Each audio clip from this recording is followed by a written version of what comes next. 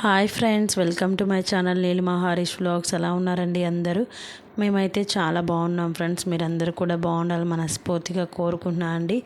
ఈరోజు అయితే long video అంటే వ్లాగ్ వీడియో అయితే పెట్టలేదన్నమాట. దానికి బదులు ఈరోజు మార్నింగ్ చేసిన మిల్ మేకర్ కర్రీని అయితే మీతో షేర్ చేసుకుంటానండి. ఎందుకంటే మార్నింగ్ లైవ్ చేశాను కదా, కొంచెం ఎడిట్ చేయడానికి కొంచెం టైం కుదరలేదన్నమాట. ఇంక అందుకని మార్నింగ్ చేసిన కర్రీని అయితే మీతో షేర్ చేసుకుందామని చెప్పి మీ ముందుకైతే ఈ కర్రీని తీసుకొచ్చానండి. చాలా బాగుంది, తప్పకుండా మీరు కూడా ట్రై చేయండి. ముందుగా నేను ఒక స్టీల్ గిన్నెలో అయితే వాటర్ పెట్టుకున్నాను అనమాట. మిల్ మేకర్ని కొంచెం బాయిల్ చేసుకోవడానికి నేను కొంచెం ఎక్కువే తీసుకున్నాను అండి. పిల్లలు ఇష్టంగా తింటారు అని చెప్పేసి ఎక్కువే తీసుకున్నాను అనమాట. మరి నీళ్ళు మసిలిందాక ఉండకుండా కొంచెం వేడెక్కిన తర్వాత మిల్ మేకర్ని అయితే మనకు కావాల్సినవి వేసేసి 4 పక్కల ఉడకనియాలండి. చూసారు కదా, మరీ ఉడకకూడదు. 4 పక్కల కొంచెం మనకి ఇంకా పొంగు వస్తుంది అన్నప్పుడు మిల్ మేకర్ని అయితే సపరేట్గా తీసేసుకోవాలన్నమాట. ఇక్కడ నేను బౌల్లోకి అయితే తీసేస్తున్నాను. తీసేసి ఇంకా మనకి నీళ్ళు వడపోసుకుంటారు కదా, అంటే బియ్యం వడపోసుకుంటారు కదా, అలాంటి జల్లెట్లో అయితే వేసుకుంటే నీళ్ళు మొత్తం కిందకి దిగిపోతాయి. ఇక్కడ నేనైతే బాండలు పెట్టుకొని ఒక 2-3 టేబుల్ స్పూన్స్ ఆయిల్ అయితే వేసుకొని ఒక 2 ఆనియన్స్ అయితే కట్ చేసి పెట్టుకున్నానండి. మనకి గ్రేవీకి ఎన్ని కావాలో, అంటే గ్రేవీ ఎక్కువ కావాలి అంటే ఒక 3-4 అయితే వేసుకోవచ్చు. నేనైతే టిఫిన్లోకి చేస్తున్నాను కాబట్టి ఒక 2 ఆనియన్స్ అయితే వేసుకున్నాను అనమాట. ఇవి బాగా ఫ్రై అవ్వాలండి. ఇవి ఫ్రై అయిన తర్వాత నేను మిక్సీ జార్లోకి అయితే తీసి పెట్టేసుకున్నాను. అదే బాండెట్లో ఇంకొక 1 టేబుల్ స్పూన్ ఆయిల్ అయితే వేసుకొని మనం ఇందులో తీసి పెట్టుకున్నాం కదండి మిల్ మేకర్ అయితే దీంట్లోకి యాడ్ చేసుకోవాలి. ఇవి కూడా బాగా రోస్ట్ అవ్వాల్సిన అంత అవసరం లేదు. ఒక 1 మినిట్ 2 మినిట్స్ అలా మనం వేయించుకున్నామంటే దాంట్లో ఉన్న నీళ్ళు కొంచెం ఇనిగిపోతాయి అన్నమాట.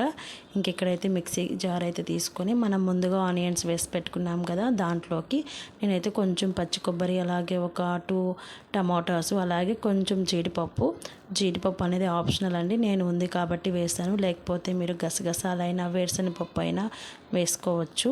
ఇంకా అవైతే మిక్సీ పట్టేసి పక్కన పెట్టేసుకోవాలి. ఇంకా మనం వేయించి పెట్టుకున్నాం కదా మిల్ మేకర్ని అయితే ఇక్కడ నేను మళ్ళీ స్టీల్ గిన్నెలో వేసుకొని దీంట్లోకి తగినంత ఉప్పు, కారం, పసుపు, అలాగే కొంచెం ధనియాల పొడి, అలాగే ఒక 2-3 స్పూన్స్ పెరుగు అయితే వేసుకొని బాగా కలిపి ఒక 5 మినిట్స్ నానబెట్టుకోవాలన్నమాట. ఎక్కువసేపు ఏం అవసరం లేదు. ఒక 5 మినిట్స్ అలా నానబెట్టుకుంటే మనకి కర్రీ అనేది బాగుంటుంది. మనం డైరెక్ట్గా బాండెట్లో వేసే కంటే ఇలా మనం ముందుగానే నానబెట్టుకోవడం వల్ల కర్రీ అనేది చాలా టేస్టీగా వస్తుంది. మా పిల్లలు అయితే చాలా ఇష్టంగా తిన్నారండి. చెప్పాను కదా, ఇదైతే మార్నింగ్ నేను ట్రై చేసిన కర్రీ అనమాట. ఇంకా పిల్లలకి స్కూల్కి పంపించేస్తే ఇంకేం మిగలలేదు, అంత ఇష్టంగా తిన్నారు. ఇంకా నాన్ వెజ్ ఎప్పుడు లేనప్పుడు, అంటే నాన్ వెజ్ తినాలి మనకి అనుకున్నప్పుడు ఇలా మనం మిల్ మేకర్ కర్రీ అయితే చేసుకుంటే ఆ నాన్ వెజ్ తిన్న ఫీలింగ్ అయితే వస్తుంది. తప్పకుండా మీరు కూడా ట్రై చేసి ఎలా వచ్చిందో కింద కామెంట్ సెక్షన్లో కామెంట్ చేయండి. ఇక్కడ మొత్తం నేను చేతితోటి 4 పక్కల అలాగే పెరుగు అవన్నీ కలిసేలాగా మిల్ మేకర్ కలిపేసి ఒక పక్కన పెట్టేస్తున్నానండి. మనం ఇందాక వేయించుకున్నాం కదా బాండిలో అయితే మళ్ళీ పెట్టేసుకొని కొంచెం ఆయిల్ వేసేసుకొని దీంట్లోకి మనం బిర్యానీ చేసేటప్పుడు వేస్తాం కదా దినుసులు, పట్టా, మొగ్గ, బిర్యానీ ఆకు, పువ్వు, కొంచెం షాజీరా లేకపోతే జీలకర్ర ఇవన్నీ వేసేసుకొని మనం ముందుగా మిక్సీ పట్టుకున్నాం కదా పేస్ట్ని అయితే దీంట్లో నేను మిక్సీ పట్టేటప్పుడు అల్లం వెల్లుల్లి వేయలేదండి. అల్లం వెల్లుల్లి మనకి సపరేట్గా మిక్సీ పట్టింది లేకపోతే దాంట్లోనే వేసుకొని మనం మిక్సీ పట్టేసుకోవచ్చు. ఇంక నా దగ్గర అయితే అల్లం వెల్లుల్లి పేస్ట్ ఉంది కాబట్టి నేనైతే మిక్సీ జార్లో అయితే వేయలేదు. ఇంక సపరేట్గా అల్లం వెల్లుల్లి పేస్ట్ అయితే వేసి కొంచెం పచ్చివాసన పోయే వరకు వేయించుకొని తర్వాత మనం మిక్సీ పట్టుకున్న పేస్ట్ని అయితే దీంట్లో యాడ్ చేసేసానండి.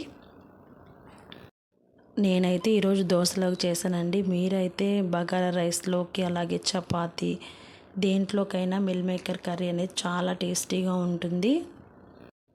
అన్నంలోకి కూడా చాలా టేస్టీగా ఉంటుందండి. ఇంట్లో ఏం కూరగాయలు లేనప్పుడు ఈ కర్రీ అయితే చేసి పెట్టేసుకోవచ్చు. చూసారు కదా, 4 పక్కల బాగా కలిపేసి మూత పెట్టేసి ఒక 5 మినిట్స్ మనం అలా సిమ్లో వదిలేసామంటే నూనె బాగా పైకి తేలుతుందన్నమాట.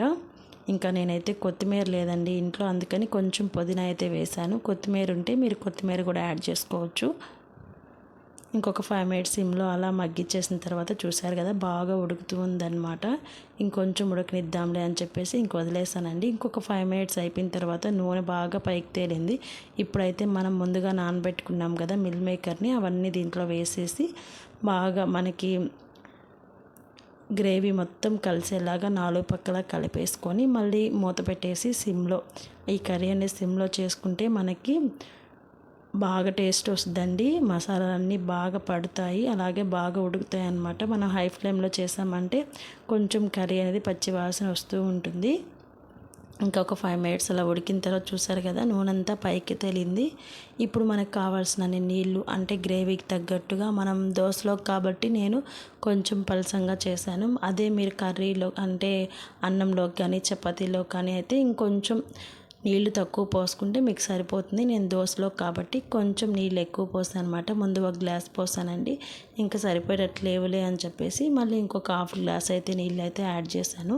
ఇంకా మూత పెట్టేసి ఒక 10 మినిట్స్ అలా ఉడికిచ్చేసామంటే కూర అనేది దగ్గర పడిపోతుంది. నేనైతే ముందు హై ఫ్లేమ్లో బాగా తెల్లిందాక ఉండిచ్చేసి తర్వాత సిమ్లో అయితే పెట్టేశాను. నేనైతే కారం కొంచెం తక్కువ వేసానండి, మీరు తగినంత చూసుకొని వేసుకోండి. లాస్ట్లో కొంచెం గరం మసాలా అలాగే కసూరి మేతి యాడ్ చేశాను. కర్రీని అయితే తప్పకుండా ట్రై చేయండి. ఎలా వచ్చిందో కింద కామెంట్ సెక్షన్లో కామెంట్ చేయండి.